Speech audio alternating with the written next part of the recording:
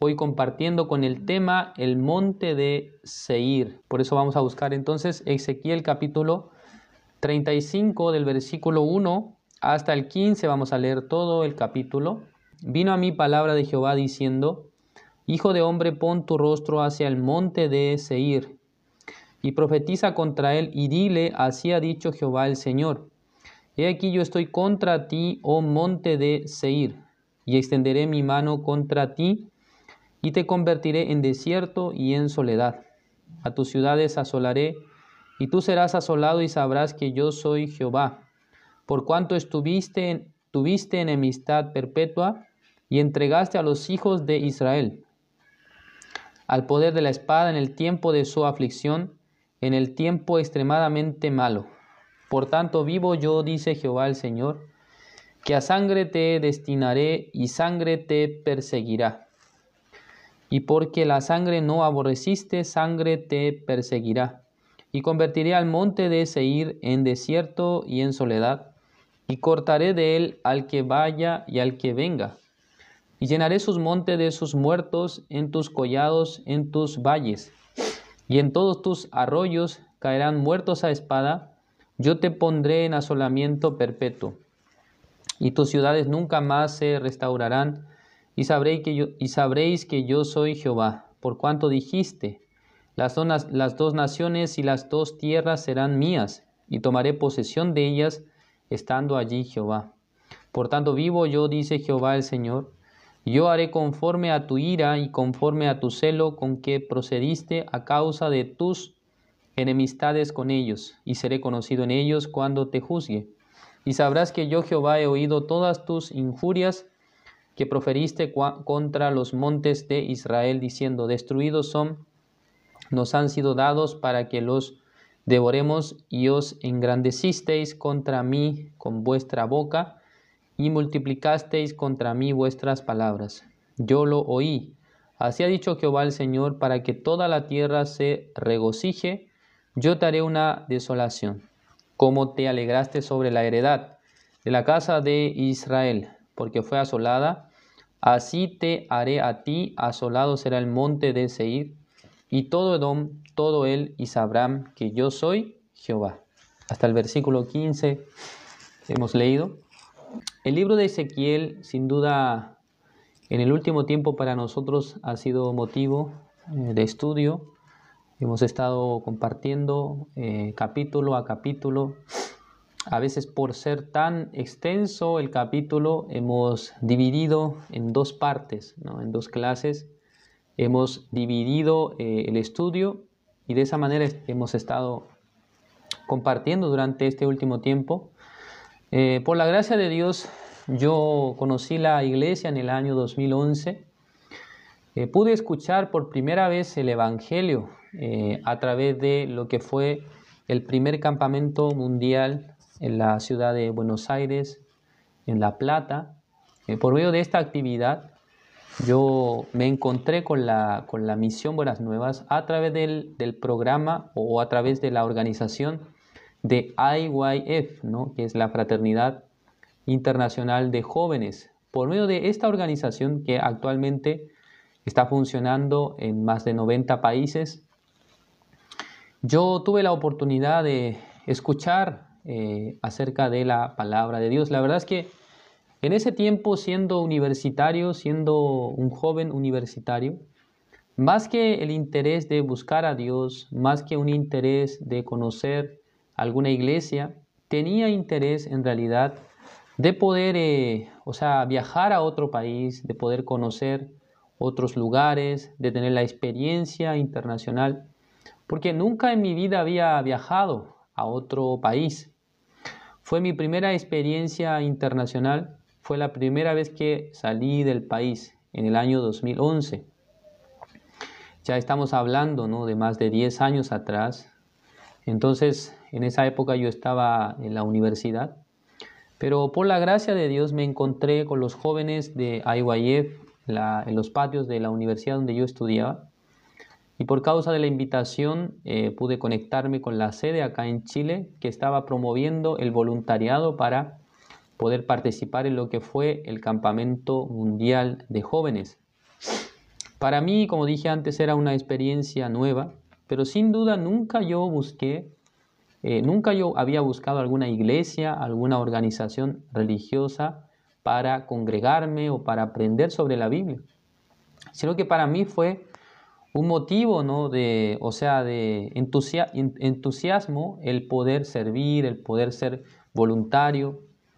Entonces, al principio tuve una idea muy general acerca de ello, porque yo llegué a imaginar que este tipo de viaje de voluntariado, por ser un voluntariado, yo pensé, tal vez cuando yo vaya, voy a poder viajar sin tener que pagar, sin tener que, digamos, cancelar alguna cuota o algo. Entonces, con esta idea al principio estaba pensando, ¿no? Obviamente un pensamiento muy ingenuo, una idea muy ingenua, pero finalmente por la gracia de Dios, consiguiendo el dinero, pude viajar en ese año a la ciudad de Buenos Aires, en Argentina. Entonces Dios me permitió escuchar la palabra, me permitió aprender las bases de lo que era la enseñanza del Evangelio. Principalmente, una de las primeras enseñanzas que yo obtuve fue precisamente que en este mundo no existe ni un justo.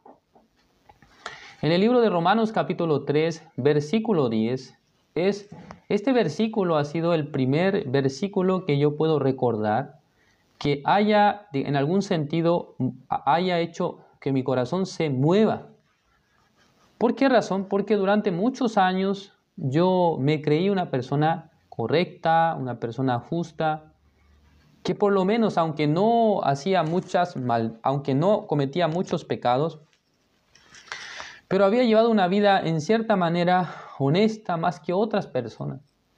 Entonces, sin quererlo, me hice la idea de que era una persona buena viviendo en este mundo, al compararme con otras personas, al compararme con los amigos de mi barrio, porque yo he crecido en un barrio humilde, en un barrio, donde había muchos problemas de nivel social, el ambiente era, un ambiente en el que era fácil para poder unirse a diferentes pandillas o a diferentes vicios. Entonces, manteniéndome al margen de estas cosas, por un momento yo pensé, por un tiempo yo pensaba, yo soy una persona correcta, ¿no? Más que otros. Pero el día que yo escuché acerca de el punto de vista de Dios, Dios no es que evalúa al hombre según la gravedad de los pecados que ha cometido, sino que desde el punto de vista de Dios, todos los seres humanos están bajo la guía de un mismo espíritu. Al momento de nacer en este mundo, ya están desviados de Dios, están siendo dirigidos por un espíritu maligno, es el príncipe de la potestad del aire. El espíritu dice que opera en los hijos de desobediencia. Entonces, por muy buena que una persona sea, por muy bien que la gente se comporta, si el espíritu del príncipe de la potestad del aire está gobernando su vida, está dirigiendo su vida, esta persona es una persona que está oponiéndose a Dios, que está yendo en el camino de la destrucción, el camino de la condenación. Pude entender esto, pude comprender que en realidad, si en el caso que yo moría, ¿no? Sí, pensando que tenía 20 años, 21 años en esa época, si en el caso que regresando a Chile luego yo muero, entonces pude ver mi destino. ¿Cuál era mi destino? Por haber entendido esta parte, pude comprender, por la gracia de Dios, que mi espíritu, mi alma, llegaría al infierno eternamente. Entonces, por primera vez tuve un temor real de morir con pecado. Por primera vez pude concebir el hecho de la muerte con pecado, una situación totalmente trágica para mi vida. Porque cuando era niño, a veces yo sufría por causa de pensar en la muerte, pero no con el sentido de, irme a un lugar de condenación, sino que yo sufría con el tema de que ya no voy a ver más a mis padres, no voy a ver más a mis amigos. Con este tema, cuando era pequeño, a veces me encerraba en mi casa, en mi habitación, y a veces derramaba las lágrimas, ¿no? ¿Por qué el ser humano tiene que morir? ¿Por qué tenemos que apartarnos de nuestros seres queridos? ¿Por qué tenemos que alejarnos de las personas que queremos? Para mí ese padecimiento era, a veces un motivo de tristeza, de dolor. Pero a través de este campamento de jóvenes donde nosotros podíamos aprender la palabra de Dios, antes de comenzar el campamento, con un grupo de jóvenes de Chile hemos llegado a este evento para preparar, por lo menos unas 2 semanas antes. Hemos llegado con tiempo para preparar. Entonces, en esas semanas para mí ha sido como si pasó un año, porque con mucha intensidad, con muchos, trabajos también, con muchas enseñanzas, Dios quiso realmente darme a entender una cosa muy importante, que por medio del pecado que había en mi corazón, yo no puedo entrar al reino de los cielos, sino que necesitaba realmente ser perdonado mis pecados, debería ser limpio mi pecado para poder ingresar en el reino de los cielos. Entonces, pasando una semana más o menos, casi la segunda semana, pude entender, ¿qué cosa pude entender? Que por medio del sacrificio de Jesús, por medio de la obra de Jesucristo, todos mis pecados habían sido lavados, todos mis pecados habían sido perdonados. Fue lo único que yo pude comprender en aquel momento. No tuve mayor conocimiento de la Biblia, no tuve, un conocimiento profundo de la Biblia. Estas cosas yo poco a poco con el tiempo, después entrando en el seminario, aprendiendo por los pastores, por la iglesia, pude llenarme de, lo que era la profundidad de la salvación, acerca de temas como la ley, el tema del juicio de Dios, sobre los mandamientos, sobre, el antiguo pacto, sobre el tema de los sacrificios del Antiguo Testamento, cómo es que se limpiaba el pecado en la antigüedad. Eso poco a poco lo fui aprendiendo a medida que iba escuchando la enseñanza de los pastores, a medida que me iba congregando. Iba entendiendo que el propósito de mi vida había cambiado la dirección. Ya yo no podía llevar una vida como antes, sino que naturalmente empecé a llevar una vida diferente. Lo primero que ha cambiado en mi vida fue, el hecho de congregarme en la iglesia.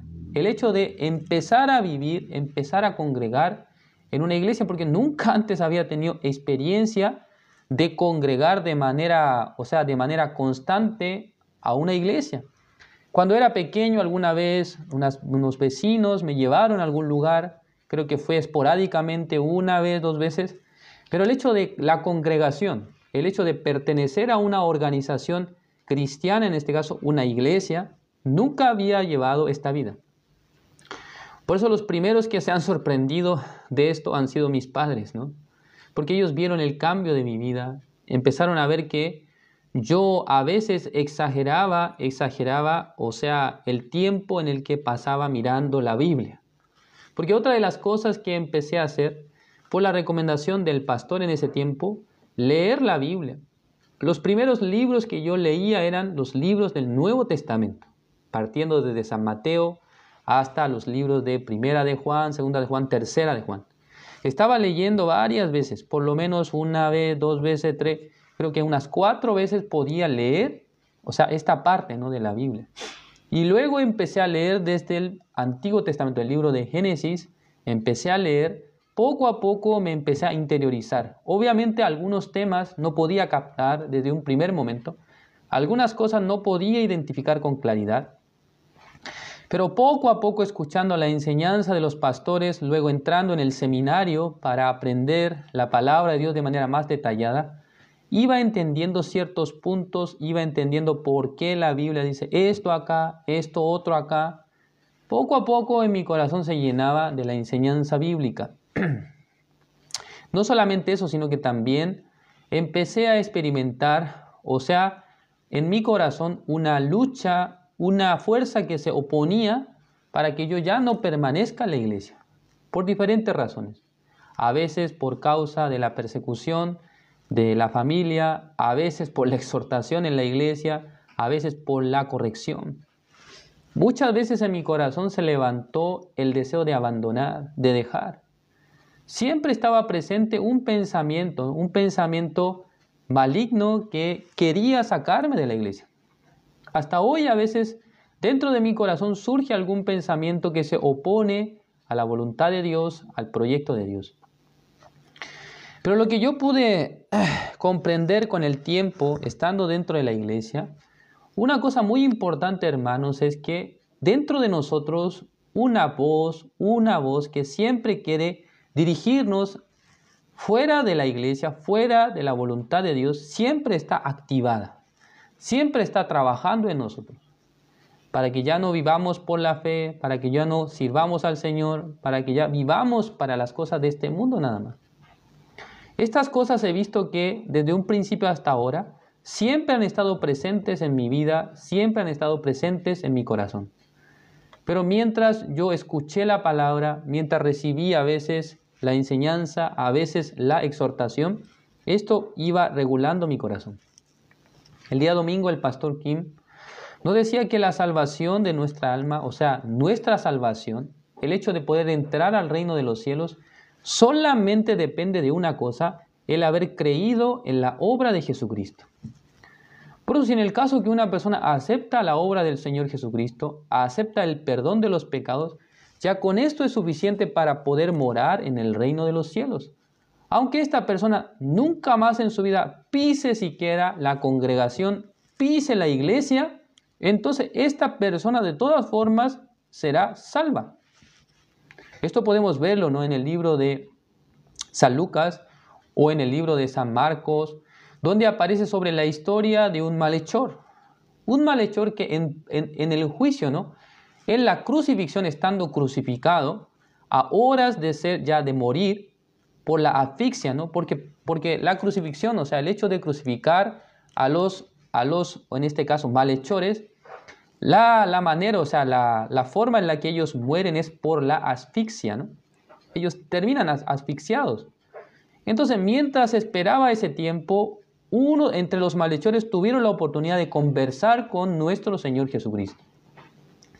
Entonces, al principio, los evangelios, en alguno de los evangelios, relata que los dos malhechores estaban injuriando a Jesucristo, ¿no?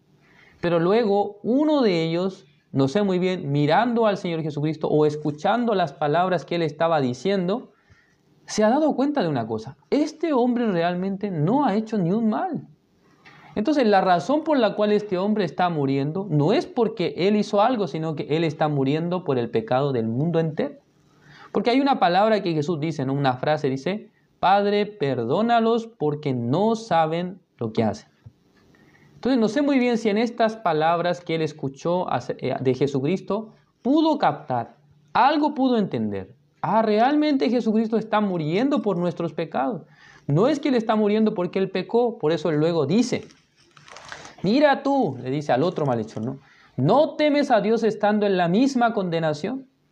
Ya nosotros hemos hecho cosas que realmente merecen este juicio, el ser crucificado. O sea, el ser crucificados, hermanos, era una pena de muerte de esa época para una persona que había hecho cosas malas realmente. No por haber robado un dulce o una papa, sino que por sedición, por haber estado en contra del gobierno de Roma, por haber atacado a algún funcionario público de Roma. Estos eran delitos graves que llevaban finalmente a la crucifixión a las personas.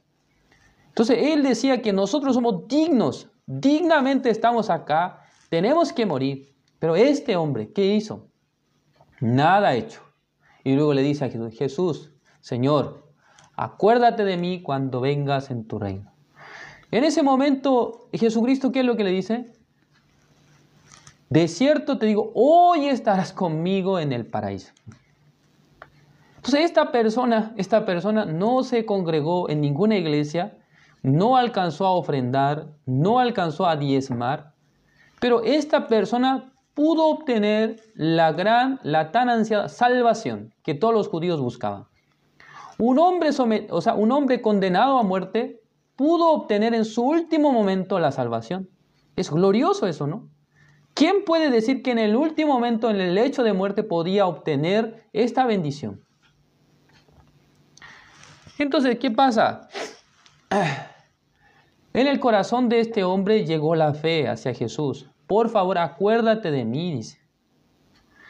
Entonces, el Señor Jesucristo le dijo, hoy estarás conmigo en el paraíso. Es la promesa de Dios. Entonces esta persona no congregó a la iglesia, no participó del diezmo, no participó de la ofrenda. Entonces el pastor el día domingo nos dijo que esta persona recibió la salvación, dice. Por eso entre los hermanos, si los hermanos no congregan a la iglesia, pero ya son salvos, entonces ya con eso, ya ustedes pueden ir al reino de los cielos. Así nos decía el pastor, ¿no? Entonces en mi mente empezó a funcionar un pensamiento. Entonces, pastor, ¿de balde entonces estoy congregando en la iglesia durante 10 años?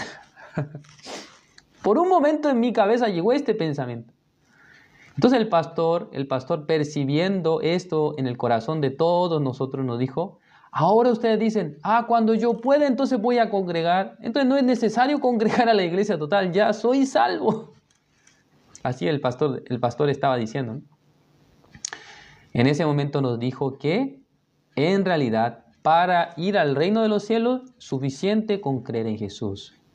Pero, para poder mantener la vida espiritual en este mundo, para recibir los beneficios de Dios en este mundo terrenal, sí o sí, mientras más cerca esté su corazón de la iglesia, mientras más cerca esté su corazón de la congregación, podrá ser más bendecido. Así Él nos dijo, ¿no? Entonces, dos partes, hay que dividir en dos partes. Para recibir la salvación, necesario es la fe en la obra de Jesús.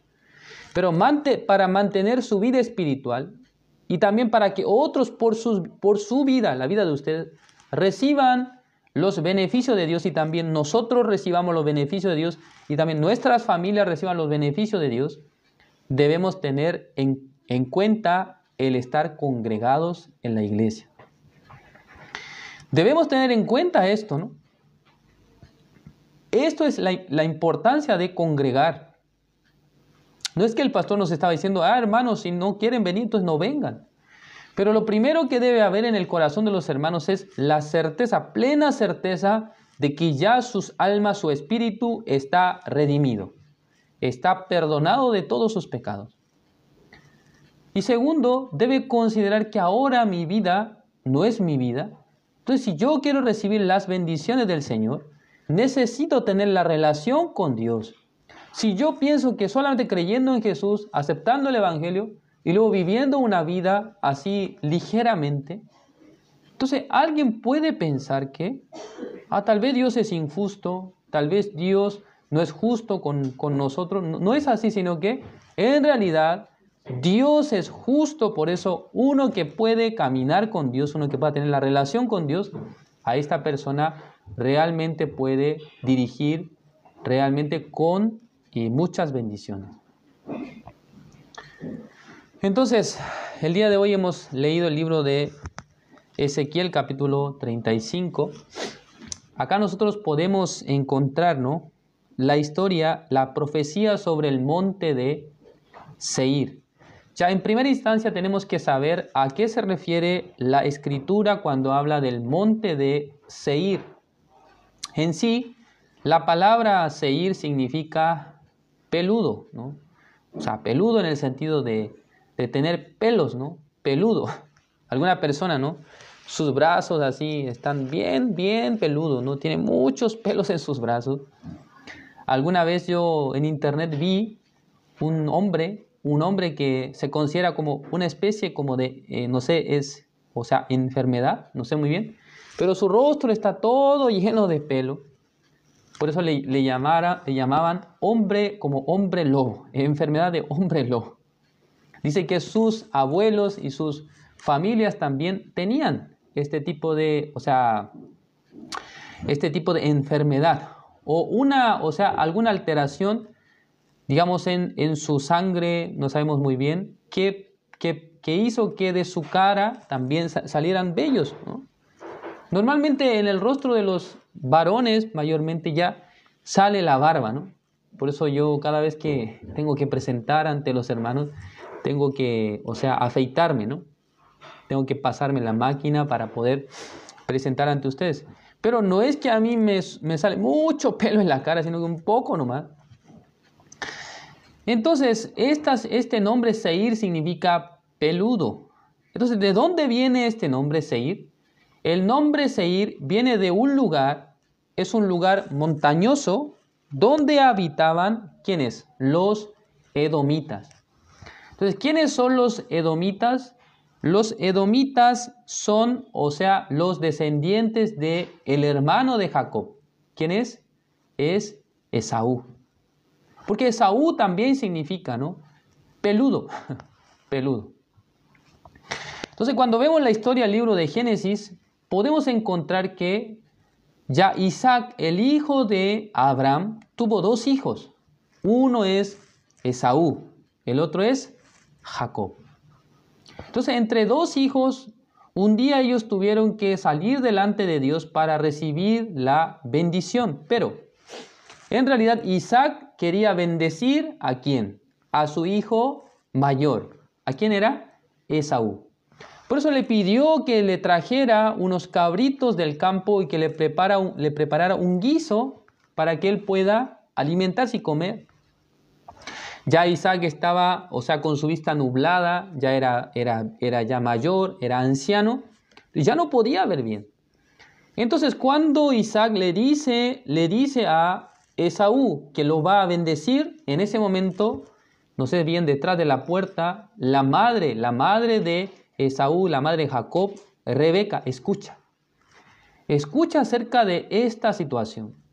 Entonces, en ese momento, escuchando esta palabra, se va donde su hijo Jacob y le explica la situación.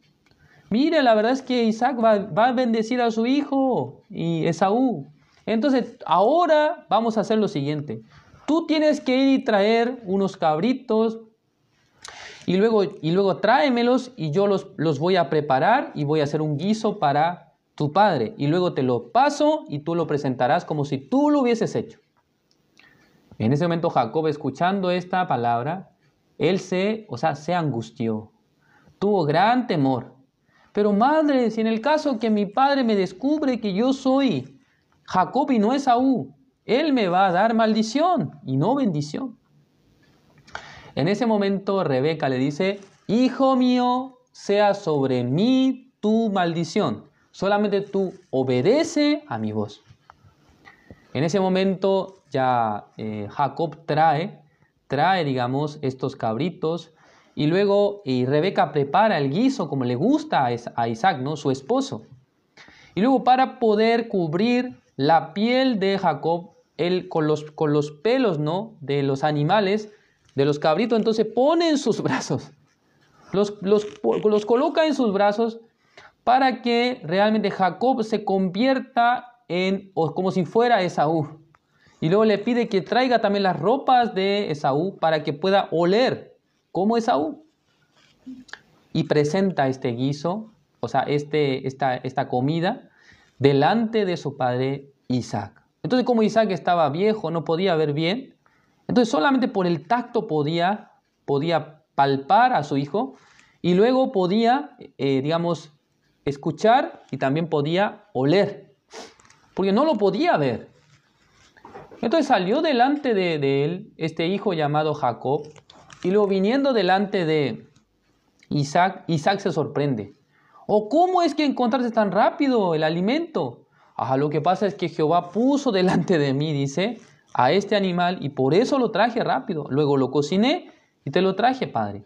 Pero la voz de Jacob creo que era más fina, ¿no?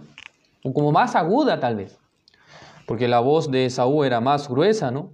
Un hombre del campo, un hombre que trabajaba, era cazador, un hombre fornido, un hombre, o sea, fuerte. Por eso cuando escuchó la voz de su hijo Jacob, en realidad se estaba haciendo pasar por Esaú. Yo soy Esaú, pero la voz dice es de Jacob.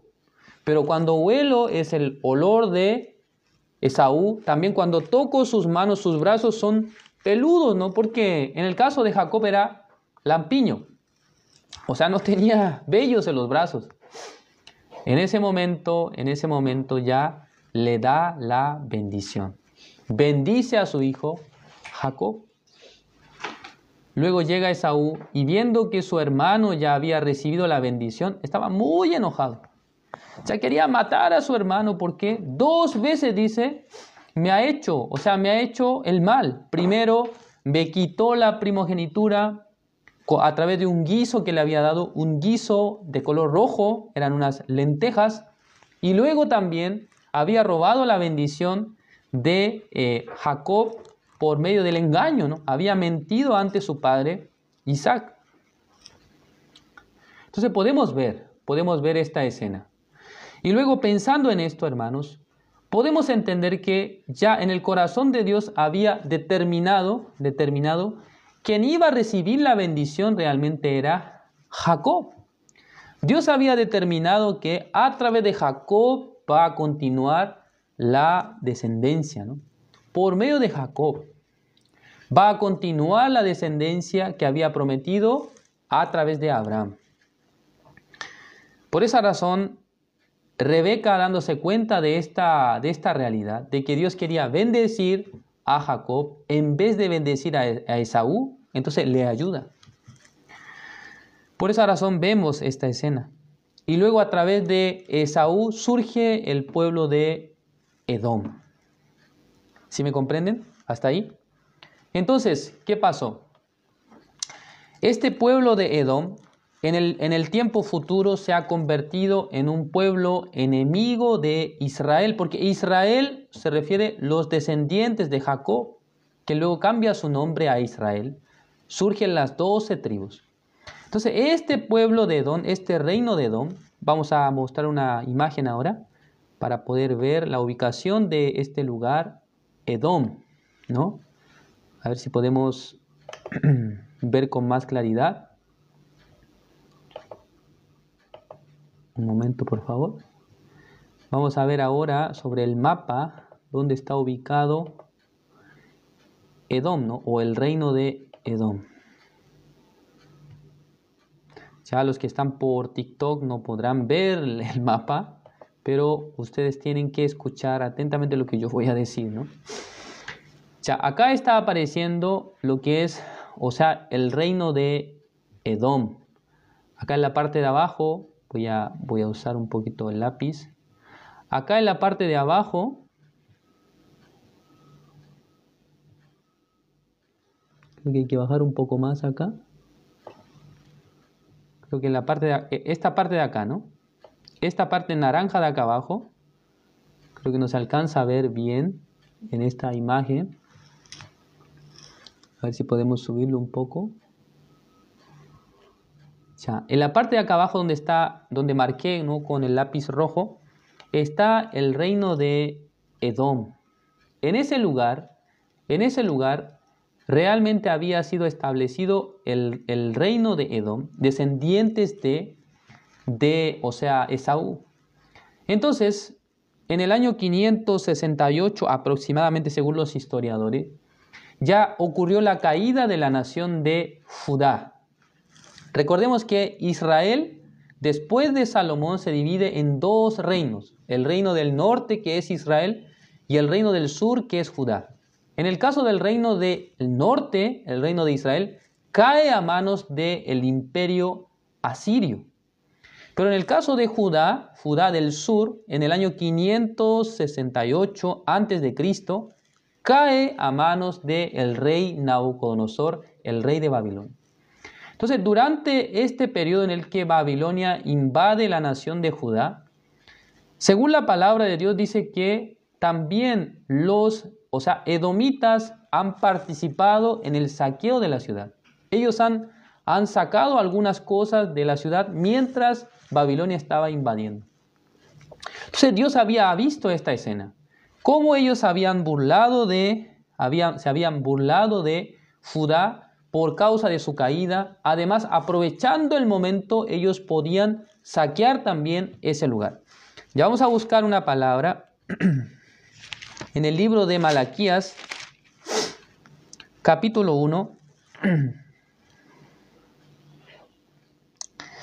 acá en el Malaquías capítulo 1, busquemos acá, el versículo 2 dice: Yo os he amado, dice Jehová, y dijisteis, ¿en qué nos amasteis?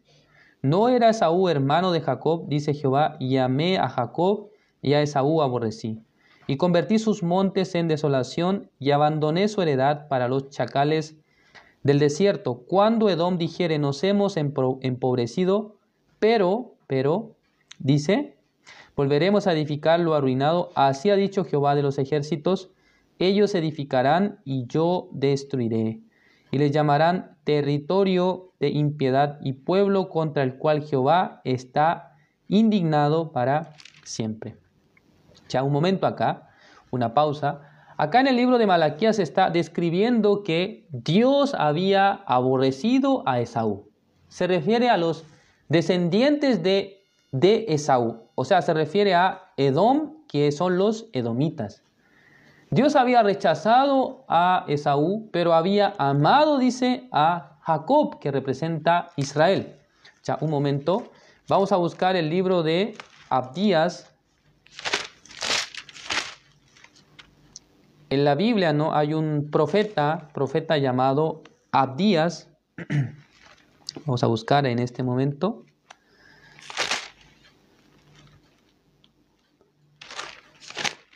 El libro de Abdías, capítulo 1 también. Vamos a ver acá. Abdías, capítulo 1. El versículo 1 dice: Visión de Abdías, Jehová el Señor ha dicho así en cuanto a Edom. Hemos oído el pregón de Jehová y mensajero ha sido enviado a las naciones. Levantaos y levantémonos contra este pueblo en batalla. He aquí pequeño te he hecho entre las naciones. Estás abatido en gran manera, la soberbia de tu corazón te ha engañado. Tú que moras en las hendiduras de las peñas, en tu altísima morada, que dices en tu corazón, ¿quién me derribará? Si te remontares como águila, y aunque entre las estrellas pusieres tu nido, de allí te derribaré, dice Jehová. Si ladrones vinieran a ti, robadores de noche, como has sido destruido, no hurtarían lo que les bastase. Si entraran a ti vendimiadores, no dejarían algún rebusco. Como fueron escudriñadas las cosas de Saúl, sus tesoros escondidos fueron buscados. Ya acá un momento. Acá en el versículo 8 dice: No haré que perezcan en aquel día, dice Jehová, los sabios de Edom y la prudencia del monte de Esaú. Y tus valientes, oh Temán, serán amedrentados, porque todo hombre será cortado del monte de Esaú por el estrago. Por la injuria a tu hermano Jacob, te cubrirá vergüenza y serás cortado para siempre. El día que estando tú delante, llevaban extraños cautivos su ejército, y extraños entraban por sus puertas y echaban suerte sobre Jerusalén. Tú también eras como uno de ellos. Está describiendo cuando Babilonia entra para destruir la ciudad de Jerusalén. Ellos también estuvieron, a favor del imperio de Babilonia para saquear también a los israelitas, a los judíos. Versículo 12, pues no debiste tú haber estado mirando en el día de tu hermano, en el día de su infortunio, no debiste haberte alegrado de los hijos de Judá en el día que se perdieron, ni debiste haberte jactado en el día de la angustia. Versículo 13, no debiste haber entrado por la puerta de mi pueblo en el día de su quebrantamiento, no debiste haber mirado su mal en el día de su quebranto, ni haber echado mano a sus bienes en el día de su calamidad. Entonces, en el día de la calamidad, en el día en el que fue destruida la nación de Judá, la ciudad de Jerusalén, por medio del imperio babilónico en el año 568 aproximadamente, este pueblo de Edom, acá está diciendo a tu hermano, ¿no? A tu hermano, porque está hablando de Israel, de Jacob. Jacob era el hermano de Esaú. Entonces, ellos han hecho, contra la nación de Judá, también se han burlado, han estado de acuerdo con la destrucción del reino de Judá. Entonces acá en el mapa que estamos viendo en la pantalla podemos ver, ¿no?, que el reino de Judá está pegado con el reino de Edom, ¿sí?, en esa zona. Entonces ese reino de Judá, después de que Babilonia lo invade, después de que Babilonia ya acecha al reino de Judá y toma cautivos a las personas, también mata a su rey, el rey Sedequías, en ese momento los de Edom quieren tomar la tierra para poseerla como propia. ¿Sí me comprenden? Ya ellos quieren tomar la tierra porque ya no está más el reino de Judá, sino que como una tierra desierta, en ese lugar querían morar. Por eso acá en el libro de Ezequiel, vamos a regresar sacando la imagen. En el libro de Ezequiel capítulo 35, el versículo 10. Ya busquemos acá versículo 10, dice: por cuanto dijiste, las dos naciones y las dos tierras serán mías. Ya cuando la Biblia dice las dos naciones y las dos tierras serán mías, se refiere a dos reinos de Israel. Israel es en el norte y Judá en el sur. Y luego dice, y tomaré posesión de ellas estando allí Jehová, dice. O sea, todavía estando Jehová en ese lugar, dice que quiere tomar posesión. O sea, como quien dice, estando el dueño, quiere entrar para robar, para tomar posesión. ¿Sí me comprenden? Por tanto vivo yo, dice Jehová el Señor, yo haré conforme a tu ira y conforme a tu celo, con que procediste a causa de tus enemistades. Con ellos, y seré conocido en ellos cuando te juzgue, dice. Ya según la geografía del monte, ¿no? Es un monte, por eso se llama monte de Seir. La geografía del monte de Seir, hay algunas zonas que más o menos tienen la altura de unos 1500 metros, o sea, sobre el nivel del mar. Por lo tanto, esta nación de Edom, los edomitas, el reino de Edom, ellos pensaron que ese lugar es un lugar inaccesible para poder ser derrotado por los enemigos, para que alguien pueda realmente, o sea, atacarlos. Pero en realidad, en el corazón de Dios, Él exactamente le dice, ¿no? Yo voy a destruir, yo voy a hacer caer la nación. Por eso en el libro de Abdías, en el versículo 2, he aquí pequeño te he hecho entre las naciones, estás abatido en gran manera, la soberbia de tu corazón te ha engañado, tú que moras en las hendiduras de las peñas, en tu altísima morada que dices en tu corazón, ¿quién me derribará a tierra? En tu altísima morada, porque el lugar, o sea, la nación de Edom, el reino de Edom, está en el monte de Seir. Es la altura, está en la altura, ¿no? Entonces, en ese lugar, ¿quién me puede derribar? ¿Quién me puede ganar? Está muy alto para que un pueblo enemigo pueda ir. Jehová dice, ¿no? Si te remontares como águila, dice, aunque estés en lo más alto, en lo más elevado, y aunque entre las estrellas pusieres tu nido, de ahí te derribaré, dice Jehová. El águila es el ave que puede volar más alto entre todas las aves que están en los cielos. Entonces, aunque tú te encumbres a lo más alto, estando en el monte, desde ese lugar, dice, voy a derribarte. Hermanos, en realidad Edom, o sea, Esaú, se refiere, o sea, al mundo de la carne, ¿no? Al hombre que quiere mostrar, o sea, alguien que quiere realmente hacer algo delante de Dios. Porque Esaú, él realmente teniendo mucha capacidad, mucho poder, ¿no?, mucha sabiduría para cazar, él pensaba que esforzándose, trabajando duro, podía recibir la bendición de Dios. Pero no fue así. Sino que el que recibió la bendición de Dios, ¿quién fue? Fue Jacob. ¿Por qué? Jacob, es decir, que Jacob se refiere a un hombre débil, un hombre que no puede hacer nada por sí mismo, pero Rebeca es el símbolo de nuestro Señor Jesucristo. Porque ahí dice, ¿no? ¿Qué es lo que dice? Que la maldición que cayere sobre ti, sobre mí mejor, que va a caer. Es decir, que lo que sobre ti llegare maldición, yo la voy a recibir. Entonces, esto es una imagen del Señor Jesucristo, quien ha recibido la maldición por nosotros. Así como Jacob parece un engañador, así nosotros también delante de Dios. Cuando salimos delante de Dios, nosotros pensamos, somos pecadores, ¿no? Tenemos pecado, como decir, somos lampiños. Tiene este sentido, ¿no? Somos lampiños. Pero delante de Dios ya somos personas que pueden presentarse delante de Dios, que puedan decir que ya somos justos, somos limpios, somos santos. Podemos ofrecer algo a Dios, aunque no por nuestra mano, sino que en este caso por la obra de Rebeca, quien había hecho este trabajo, había preparado el guiso para su padre. De la misma manera nosotros, no por algo que nosotros hicimos, sino que llevando lo que Dios nos ha dado, lo que Dios nos ha permitido, delante de Dios. Como Isaac simboliza, ¿no?, en esta escena, como si fuera Dios. Entonces, en ese momento, ustedes pueden comprender.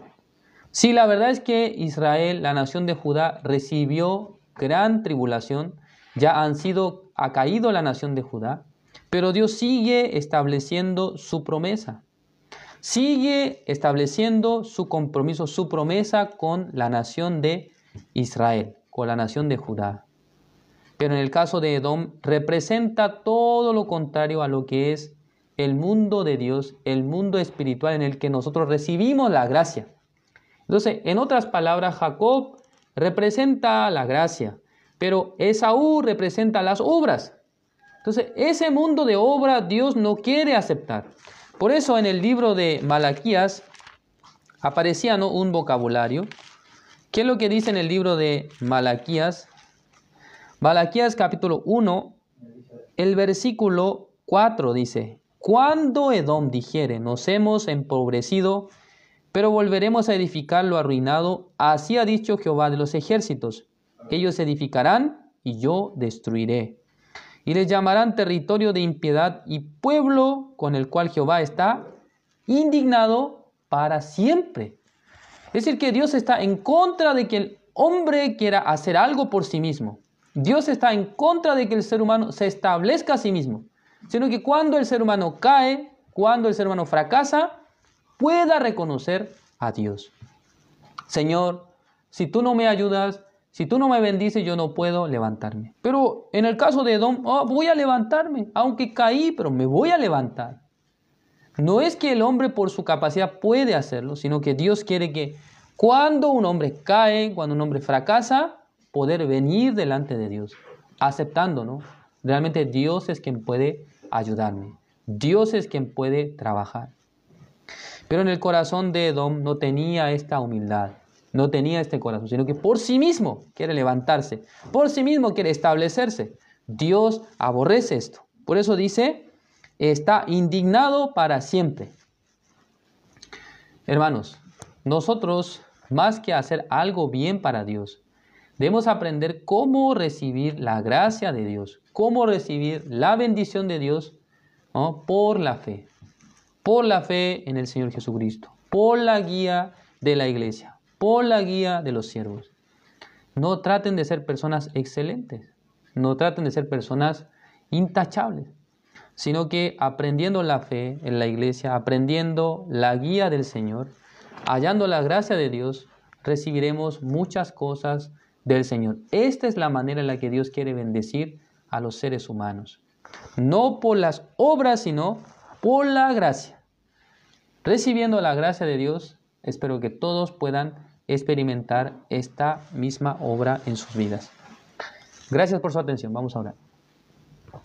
Dios Padre, Señor, le agradecemos en esta noche, nos ha permitido su palabra. Realmente la nación de Edom ha surgido de Esaú, quien es símbolo de las obras, símbolo del poder de la obra humana. Dios no acepta realmente la obra humana, sino que Dios realmente quiere aceptar solamente la fe. La gracia de Dios quiere recaer sobre nuestra vida. Dios no está esperando algo excelente que nosotros hagamos, sino que Dios quiere bendecirnos. Dios quiere darnos su misericordia, su gracia, su benevolencia. Por esa razón, en nuestro corazón, más que querer hacer algo bien para Dios, considerando que somos débiles, somos personas realmente carentes, el poder hallar la gracia de Dios, el poder ver la misericordia de Dios en nuestra vida, en lo que Dios espera. Gracias, Señor, por este tiempo, encomendando en sus manos, Señor, la vida de los hermanos, de todos los oyentes de este estudio bíblico. Espero que a todos, Señor, usted les derrame esta bendición. Nosotros no queremos vivir como Edom, no queremos vivir como Esaú, sino que teniendo un corazón realmente sincero delante de Dios, podamos hallar la gracia de Dios por medio de nuestro Señor Jesucristo.